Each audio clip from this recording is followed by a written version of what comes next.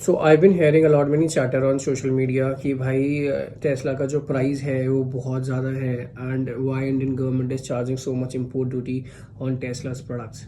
So let's talk about that and let's look at the bigger picture as to why is it happening if it's happening.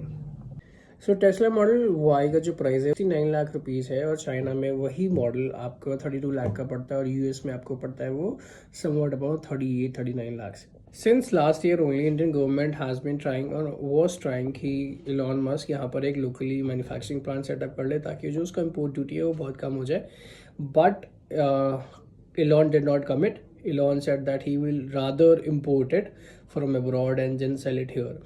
Hence जो आपका luxury goods होता है उस पर आपका 100% import duty लगता है. जो भी आपका अमाउंट होता है 32 लाख रुपये से जो भी आप आएगा उस पर आपका 100% इम्पोर्ट ड्यूटी लगेगा.